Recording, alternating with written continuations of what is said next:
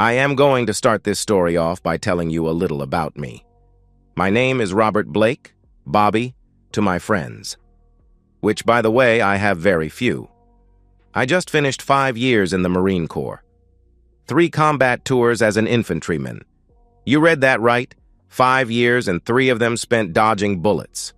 Hard to believe I came home without a scratch. Not even a skinned knee. Bulletproof is what they called me. Well, maybe I was physically, but mentally that's a different story. I was diagnosed with anger issues caused by PTSD. That is the reason I am living with my grandmother out on the farm. Just trying to get over some things, but having a hard time fitting back into society. Even my family, at least my cousins, can't understand. Take, for instance, 2 weeks ago. I am at a little family get-together at my uncle's house. There were 4 cousins, all with their dates. Me? No, I have not met anyone yet. There was beer and loud music. 2 of my cousins are in the Navy and had just gotten back off a cruise to the Med. Guarding the southern coast of NATO, wow! To hear them tell it they had saved the country from an invasion. By who? The French? Or maybe those back-loving Greeks? They acted like they had just come back from the war. Maybe it was the 5 beers I had consumed. Or maybe it was just that I was tired of listening to guys talk about how hard they had it, standing watch when it was cold or hot or at night. Well, I got angry and told them what I thought about their great act of patriotism. Then one of the girlfriends asked what I had done for my country. The silence was deafening. 5 years in the Marine Corps, 3 tours in Vietnam as an infantryman. I've killed better men than these 2 with my bare hands. I've held my buddies while a Navy corpsman tried to plug holes in their bodies to no avail. I've helped put those same friends in body bags, loaded them into a helicopter, and walked away. See, I told you I have issues. There were lots more I wanted to say, but why waste my breath? These kids would never understand. I got in my truck and left. Today finds me standing in front of the new Walmart. Grandma needed some new shoes, so I brought her here. While she is inside, I am smoking my 3rd cigarette. Of course, I am watching my surroundings, a habit I will never get over. My eyes pick up a couple arguing between 2 cars. I am not going to get involved, I tell myself. Their voices get louder. I am not going to say anything, I promise myself again. Then she screamed as he hit her. She is on the ground and he is slapping her face and screaming, "You will do as I say," or... His foot was drawing back to kick her as I got there. I spun him around and told him not to touch her again. "Who the hell are you to tell me what I can do to my fiancé?" The girl looks to be about 18, maybe 20 years old at most. She is holding her face and crying. I reach down to offer her my hand, and she is about to take it when he screams, "Touch my girl and I'll kill you." A funny thought went through my head when he said that. I wondered how many guys in the last 5 years had thought the same thing. Challenge accepted. I grabbed her hand and pulled her to her feet. I hear him open the door to his truck and the girl screams, "He's got a knife!" I look around and see him standing there with this knife that looks like something out of a Hollywood horror film. It is big with a curved blade and the top is serrated. There is no blood groove like on the K-bar I trained with and carried for 5 years. I almost laughed, but I said, "Put the knife down and get in your truck and drive off. That way you will not have to spend the night in the hospital." Now this idiot is crouching over and holding the knife out in front of him. He starts trading it back and forth from his right hand to his left hand. "I'm going to crave you up, jerk," he said. I do laugh at that. He looks annoyed and lunges at me. I grab his forearm and his wrist and bend it backward. The loud snap is his arm breaking at the elbow. The knife falls to the pavement. He is on his knees holding his useless arm. It will never be the same again. He is screaming to wake the dead, so to shut him up, I kick him under the chin so hard I know his jaw breaks in a couple of places. He is on his back looking up at the sky. I figure he is probably wondering exactly when it was that his day turned to hell. I lean down right in his face and say, "Now listen up, jerk. My name is Robert Blake. If I ever see you again, I will put you in the ground. Do you understand?" His eyes are full of fear, and he nods his head. I looked over at the girl and said, You need to get your future husband to the hospital." I turned to walk away. "He isn't my future husband. He is just an old boyfriend who thinks he owns me. He can lay there until he rots for all I care." About that time, we heard the police cars. The girl says, "You better stick around. Daddy will want a statement from you." "Daddy?" I asked. "He's the sheriff." Well, to make a long story short, I'll just say that Daddy did want a statement. Then he offered me a job. I turned him down. Sue, the girl, was starting her junior year at State, and she went back to school. No, we never went out, and there was nothing more than a thank you offered. I saw her around town sometimes over the next few years, but we just exchanged hellos, nothing more. She was usually with another guy, which I took to be her real fiancé. Let's skip ahead 7 years. I am still living on the family farm. Grandma passed 4 years ago. I have been married 3 years to a really sweet girl I met up in Memphis. We are planning on starting a family soon since my chicken business has really taken off. Let's talk about that for a minute. I went to a meeting at the county agent's office a few years back. The speech was about raising chickens for the new plant a couple of counties over. I decided I could do that on our small farm. We only had 40 acres, but it was on a good road and mostly flat land. I started with one house that could accommodate 20,000 chicks. Today, I have 5 houses and raise over 100,000 chicks at a time. I have done very well for a man with anger issues, but all that changed 2 days ago. I was at a seminar over in Arkansas. My wife did not come with me. She had things she needed to do. Women, right? The first 2 days were informative, but the last day was going to be a couple of speeches that I had heard last year, so I decided to surprise my wife by driving home a day early. The room was paid for another day, so I just left. It was me that was surprised. When I turned onto my road, I saw a strange car parked behind my house. What the hell is this? I cut the engine and coasted up in front of the house. There was no mistaking the noises coming from my bedroom when I entered the house. My wife's voice was unmistakable. She was raised up north and had what the locals called a Yankee accent. I was angry. How could she? We are planning on starting a family. The more I listened to her cries of passion and begging this guy, whoever he is, to not stop and do it harder, my anger was back. I keep a .45 Colt automatic in my office here in the house. There is a loaded 16-gauge pump shotgun in the corner on my side of the bed. The lights were off and the bedroom door was open. I could not tell who was with her in the dark, but when I turned the lights on, they both looked at me.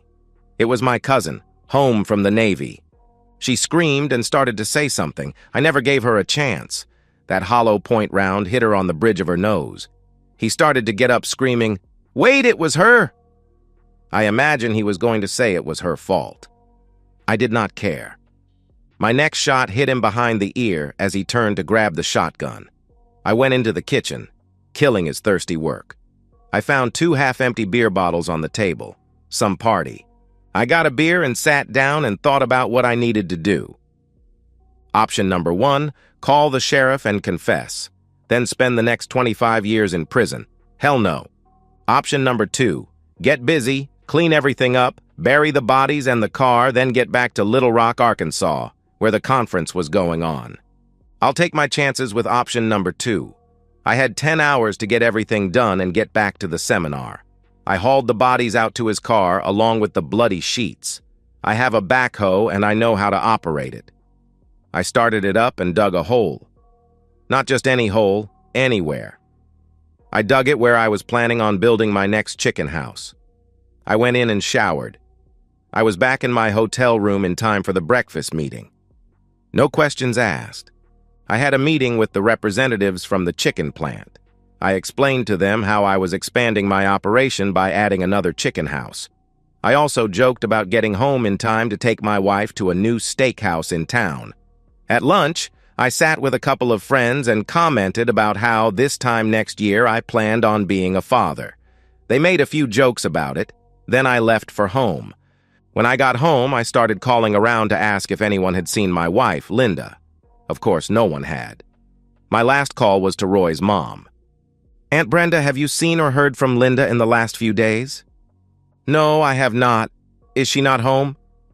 "No." When I got back from the conference, she was gone and I can't seem to locate her." "That's strange.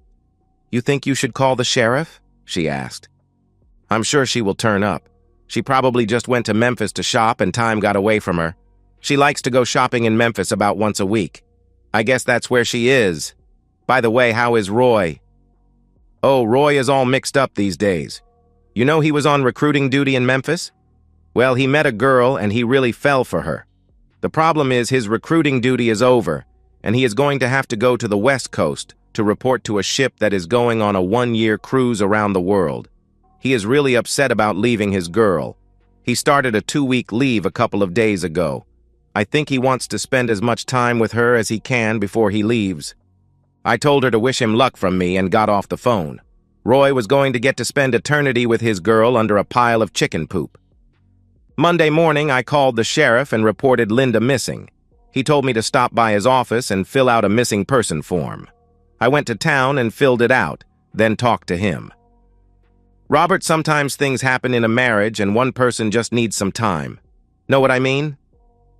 Maybe. Linda was a little nervous about us starting a family. Maybe she just wanted to get away and think about being a mother for a few days without me bothering her. I bet that's it. If she's not back by the end of the week, give me a call and I'll start an investigation. Friday, I called and told him I still had not heard from her. He drove out with a detective from the State Bureau of Investigation. I was supervising the pouring of the concrete floor of my new chicken house.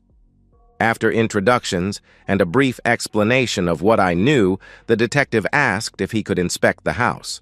I told him I was busy, but my housekeeper was there. "The sheriff knows her.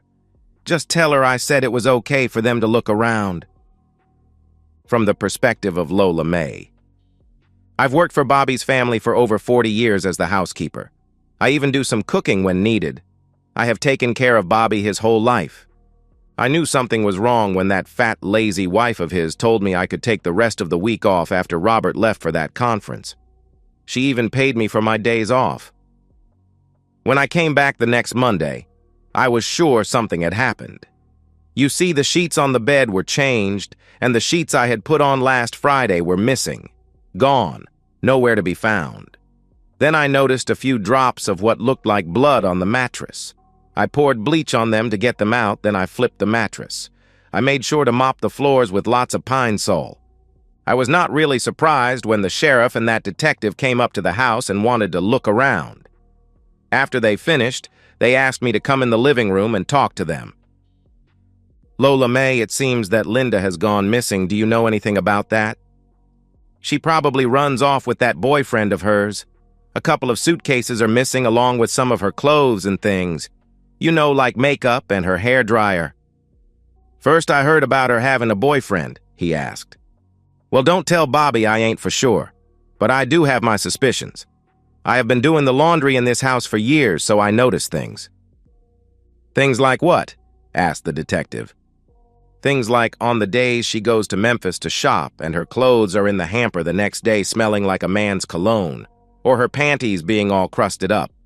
But I never told Bobby because I got no proof. Just suspects."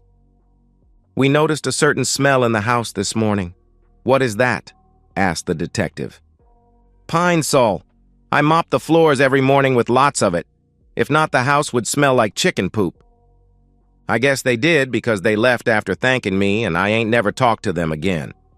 And that's good, 'cause if happened what I think happened, it's best not to talk about it too much. Sheriff Simmons in the car with the detective on the way back to town. "So what do you think happened?" "The husband killed her. It's always the husband." "I doubt that in this case. I checked his alibi and he checked out. He was in Little Rock until Friday night. Then he called around trying to find her. When I advised him to wait on filing a report, he waited, then came in and filed. Hell, they were planning on starting a family. At least he was. And I might have a line on that boyfriend Lola May was talking about. NIS, Naval Investigative Service, now called NCIS, is looking for a cousin of his that has disappeared. It seems his mother says he had fallen in love with some girl and did not want to go on a 1-year cruise around the world. I'm betting the girl is Linda, and they have run off together. That's what I am going to tell Bobby. I think all these suspects add up to a pretty good circumstantial case of a runaway wife. You know, Sheriff, you are probably right. I imagine she got tired of smelling chicken poop all day and she found a way out. Let's just let the Navy find them hiding out in Miami or Dallas and us not waste our time or budgets looking for them. I'm with you. I have enough problems with these bikers planting marijuana all over the county. I'll tell Bobby tomorrow. Back to the perspective of Robert. The sheriff called me the next day and told me they thought she run off with Roy. He advised me to see an attorney. He recommended his daughter, who had finished law school and had opened an office in town practicing family law. I was really busy with building the new chicken house and with my other chickens, so it was a month before I got to Sue's law office. From the perspective of Linda. I know I'm dead, but I want to tell my side of the story. I think this is a good time. I was born and raised in New York City, Brooklyn to be exact. That's where I got my Yankee accent. In my senior year in high school, my dad, who worked for Federal Express, got transferred to the main office in Memphis. Culture shook. Mom could not take it and moved back to the city. We did not know it at the time, but she had breast cancer. She died about 6 months before I married Bobby. Dad was killed in a traffic accident a year before I died. Now a little about me. I am stout, not fat, but at 5 foot 4 inches and 145 pounds. I was never going to be a runway model. And for those of you who are wondering about it, no, I am not a virgin. Hey, it's 1976, for God's sake. How many 19-year-old virgins are there? Dad would not let me lay around the apartment all day, so I got a part-time job waitressing. That's where I met Bobby. He came in late one night on his way home and sat in my section. He ordered a cup of coffee and lit a cigarette. Smoking was permitted back then. He looked nervous, so I took a break and sat with him. He got to talking and told me about his anger issues caused by the war. I held his hand and he seemed to calm down. He has the softest blue eyes. We talked until my manager demanded I get back to work or he was going to fire me. Bobby understood and I let go of my hand. He asked me out for the next night. I had to work, but I was off 2 nights later and he picked me up in his truck, a redneck. I had never been in a pickup truck in my life. This was new, fun, and exciting. We had a whirlwind romance. The first time we made love was so good. The second time we were at his house for the weekend and I loved it. Again, the first time I ever spent the night outside of a city. Country living. I love it. We were married 4 months after our first date. Now it is 2.5 years later. Country living is not so great for this city girl. Do you know there is no pizza delivery out here? And to get to a mall, it is an hour drive. It was Christmas time, and we were invited to one of his aunts for a party. Actually, more of a family reunion. One of his cousins was home from the Navy. Bobby and this cousin Roy did not seem to be really friendly, but I blew it off. It was something about Navy men and Marines, I think. Anyway, I enjoyed talking to Roy. He had been all over the world and visited cities like Rome, Venice, Paris, and London. I was enthralled just listening to him. He told me he was on recruiting duty in Memphis, and if I could get away, he would take me to lunch and we could talk some more.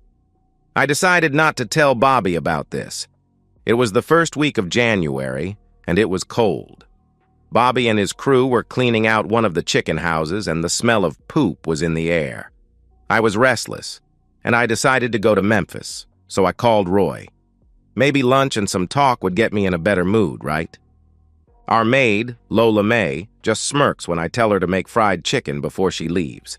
Bobby likes her fried chicken better than mine anyway. I don't think she likes me very much. She is like a mother-in-law, always critiquing what I do. On the way, I called Roy from a payphone, and we decided to meet at a little cafe. He asked if Bobby knew I was having lunch with him. Of course not, I asked about his girlfriend. She was engaged to another when he came back after his last cruise. He talked a little about his job in the Navy. It was very important sounding. Then he wanted to know if I would like to see his apartment. Sure. Now, Roy was not a great lover. This was just fun. Something to get me off the farm and away from that smell. It became a once-a-week thing for me. I still loved Bobby and I want to have his kids. I just needed a break from being bored to death out on the farm. Lola May did all the housework and most of the cooking. I sat on my back watching soap operas all day. But every week I went to Memphis and Roy told me stories and then slept with me. The stories were better than the other part, but I enjoyed it.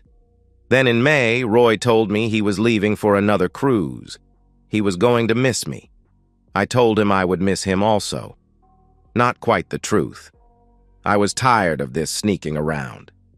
Bobby and I had decided to start a family. So as soon as Roy left, I was going off the pill and getting pregnant. But I made one big mistake. I told Roy that Bobby was going out of town for a week. Roy was leaving in a few days, so I invited him out to the farm. I gave Lola May the week off with pay, and Roy showed up about 3 hours later. The first 2 nights were okay, I guess. I did not get the same thrill out of making love to Roy in Bobby's bed that Roy seemed to get. In fact, by the 3rd night, I was glad it was over. I would mess with him tonight then. In the morning, I would make him breakfast and he would be gone. We were in bed. Roy seemed to be having a hard time getting off, so I started trying to help him. Then the lights came on. I screamed. I saw the look in Bobby's eyes. I knew that look. I opened my mouth to start to say, "I love you." But suddenly everything went dark. I never felt a thing. Now I am forever buried under that chicken poop that I so much despised. Switching back to the perspective of Robert. Like I said, it was a month before I got around to going to see Sue, the sheriff's daughter and now an attorney. I told her my story. I started when I joined the Marines, the time in combat, and the anger issues. I told her about how I had met Linda and the life we planned together. Then I stopped. This girl has tears in her eyes. My plans of telling her how I came home to find Linda gone went out the window. I was not going to lie to her. "Sue, tell me about this attorney-client privilege thing." She told me how anything I told her would be kept secret if she was my attorney. Then she asked for $1. I handed her a 5. "Now I am officially your attorney," she laughed. I told her what had happened and where I buried the bodies. She is now laughing hysterically. "Did I just mess up telling you this? What's so damn funny?" "The exact same thing happened to me," she replied. "Sue, what the hell are you talking about?" "You remember how you saved me in the parking lot some years ago?" "Of course I remember," I replied. "Well, I vowed that nobody was ever going to treat me like that again if I could help it. When I turned 21, I got a concealed carry permit. I practice every week and I am always armed. In college, I met a man and fell in love with him. We married just after graduation. Then we started and finished law school together. We opened this practice here in town. Life was wonderful. One day I had depositions in Memphis. They were supposed to last 3 days. We finished up in 2 and I headed home. Imagine my surprise when I opened my door to find my loving husband on my couch with a friend of ours from college. I shot them both in a fit of rage. "What did you do?" I asked. "The only thing I could think of was to call Daddy. He told me to go to his house and he would take care of everything. About 4 hours later, he and his brother came in and told me I could go home. I was never to mention anything about what I had done. I did have to buy a new couch. Mine was missing." "Does he own a backhoe?" I asked. "No, but his brother, Uncle Tommy, does." Now we both were laughing. We decided to go get some lunch at the city cafe. Over lunch, we talked, and I asked her to go out with me that Friday night. We spent a lot of time together while my divorce from Linda for abandonment worked its way through the courts. Finally, I was a free man, and we married a month after my divorce was final. I moved into her house in town. She did not like the smell of chicken poop. Lola May, she likes the new house and she is a great-grandmother to our kids. Life is good. Just in case anyone would like to know, I never asked Daddy about Sue's first husband, and he never mentions my first wife. One more thing. My father caught me laughing at the way Lola May said something once, and he said, "Never think that lady is stupid. Just because she talks slowly and in her own style of Southern English does not mean she thinks slowly. She is the smartest person in this house. She proved him right on more than one occasion. And that's the end of today's story. If you enjoyed it, please give this video a thumbs up and drop a comment below. Your support helps the algorithm push my content further. If you're new to the channel, don't forget to hit that subscribe button. It really helps me keep creating more stories for you. Thanks for watching, and I'll see you in the next one.